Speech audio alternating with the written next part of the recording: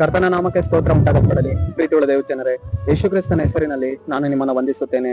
ಆದಿಕಾಂಡ 26ನೇ ಅಧ್ಯಾಯ 3ನೇ ವಚನದಲ್ಲಿ ವಾಕ್ಯವು ಈ ರೀತಿಯಾಗಿ ಬರೆಯಲ್ಪಟ್ಟಿದೆ. ನಾನು ನಿನ್ನ ಬಳಿಯಲ್ಲಿದ್ದು ನಿನ್ನನ್ನು ಅಭಿವೃದ್ಧಿಪಡಿಸಿ ನಿನಗೂ ನಿನ್ನ ಸಂತತಿಯವರೆಗೂ ಈ ಪ್ರದೇಶಗಳನ್ನೆಲ್ಲ ಕೊಡುವೆನು ಎಂದು ವಚನ ಬರೆಯಲ್ಪಟ್ಟಿದೆ.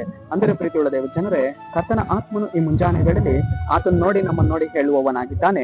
ನಾನು ನಿನ್ನ ಬಳಿಯಲ್ಲಿ ಇದ್ದು ನಿನ್ನನ್ನ ನಾನೇನ್ ಮಾಡ್ತೇನೆ, ಅಭಿವೃದ್ಧಿ ಪಡಿಸುವೆನು ಎಂದು ಕರ್ತನು ಇವತ್ತು ನಮ್ಮನ್ನು ನೋಡಿ ಹೇಳುವವನಾಗಿದ್ದಾನೆ. ಕರ್ತನು ನಮ್ಮ ಸಂಗಡಿಗನಾಗಿ ಇದ್ದು ನಮ್ಮನ್ನ ಅಭಿವೃದ್ಧಿ ಪಡಿಸುವವರಾಗಿದ್ದಾರೆ.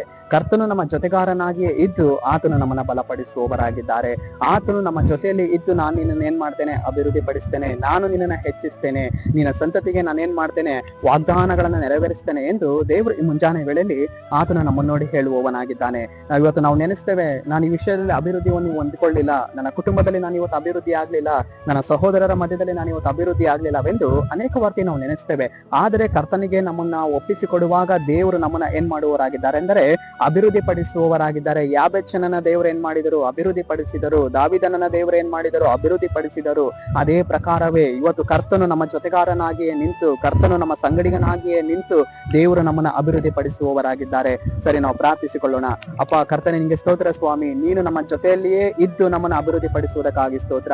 ಕರ್ತನೆ, ದಾವಿದನನ್ನ ಅಭಿವೃದ್ಧಿ ಪಡಿಸಿದ ಮೇರೆಗೆ, ಕುರಿಗಾಯುವ ದಾವಿದನನ್ನ ದೇವರೇ ತೆಗೆದುಕೊಂಡು ಹೋಗಿ ರಾಜನಾಗಿ ಅಭಿವೃದ್ಧಿ ಪಡಿಸಿದ ಮೇರೆಗೆ ನಮ್ಮನ್ನ ಇವತ್ತು ನೀನು ಅಭಿವೃದ್ಧಿ ಪಡಿಸುವುದಕ್ಕಾಗಿ ಸ್ತೋತ್ರ ಕರ್ತನೆ.